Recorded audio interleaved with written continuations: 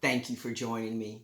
I'm going to be reading the Earth class notes written by the 12th Apostle, entitled Comparative Analogies number 3. I will now begin this special Earth class on Comparative Analogies number 3 by teaching again the very obvious proven truth about the Bible and my responsible witness on altered Earth.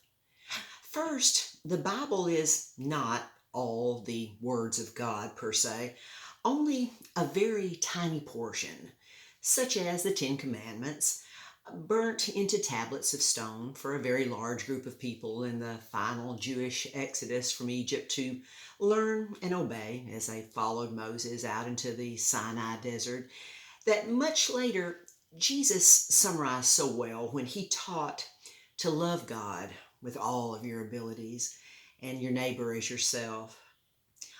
On these two commandments hang all the law and the prophets. Jesus, of course, could read and write, but we have no record on earth that he wrote anything except in John's gospel record, where Jesus stooped down twice and wrote in the sand. He knew well God's ancient promise that he made to Abraham. I will multiply thy seed as the stars of heaven and as the sand.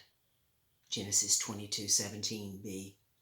That comparative analogy was presented by Jesus in the most condemning context when some of the Jewish leaders had brought a woman to Jesus, and these Jewish religious leaders said to Jesus that she was taken in the very act of adultery, and that Moses in the law commanded us that such should be stoned.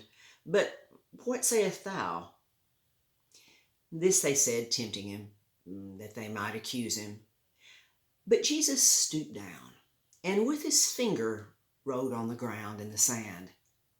So when they continued asking him, he stood up and said unto them, He that is without sin among you, let him cast a stone at her.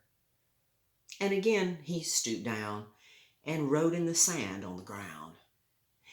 And they which heard it, being convicted in their own conscience, went out one by one, beginning at the eldest, even unto the last. And Jesus was left alone, and the woman standing in the midst. When Jesus stood up and saw none but the woman, he said unto her, Woman, where are those accusers? Hath no man condemned thee? She said, No man, Lord. And Jesus said unto her, Neither do I condemn thee. Go and sin no more. John 8:3-11. Did Jesus speak the truth there? Yes, he always spoke the truth. This obviously means that we don't have to sin. But if we continually focus on sin, our thoughts will become sin as an attitude, and we will deny all of this through evil deception and self-righteousness, producing death to our unlimited abilities to be like God. So, how can this be avoided? By learning, understanding, and believing the ultimate truth about God and his plan while we're in our school of life here. But that doesn't necessarily mean our family, friends, teachers, and preachers will understand and know this proven truth. For if they teach that God created us all, or even that Jesus is God, that proves that they don't. Sadly, most won't admit that they're wrong in their theological beliefs, as they seek to place God in the image of fallen man, or isolate him to the incomprehensible realm of human perception. That is simply deceptive evil thinking, for our beliefs do not prove truth, but the truth can prove our beliefs.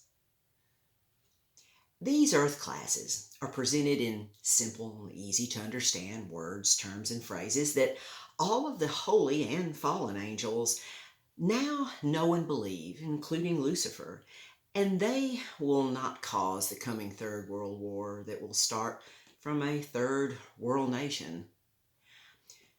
Who are the first and second world nation powers? The USA and Israel, where there are more true Israelites than in any other nations. This truth is very important to understand.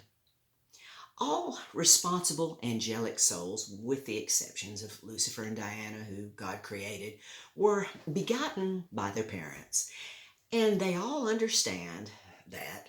And they understand and never forget anything in their perfect, limited souls that was designed and intended to be servants to God and later to man, of course. Every responsible soul understands that their parents begot them, and they inherited characteristics in the size, shape, and appearance of their spirit bodies that look very much like their mortal bodies. The first Oriental people have fallen angelic genetics, as their genes were so close to humans that crosses were possible, resulting in the world flood of Noah's day. The spirit male and female servants to Adam and Eve were the first ones to fall through disobedience to God in the crystal classroom that God prepared for Adam and Eve. And this resulted in the fall of Eve and Adam. And God lovingly provided physical bodies to form over all spirit bodies on earth that, unlike the everlasting spirit bodies, these physical bodies were subjected to personal pain, sufferings, aging, and death. God so graciously provided a mark to easily identify the bodies of Adam and Eve's male and female servants by their skin turning black on their mortal bodies, but not on their spirit bodies. This mark was placed upon Adam and Eve's first son, Cain, for murdering the mortal body of his brother, Abel. That same mark has been a sign of manservant throughout human history until now, when deception has become the agenda. No soul can erase or rewrite history, for consequences continue, and true comparative analogies are always the best way to think and learn and love. Thank you so much. Until next time.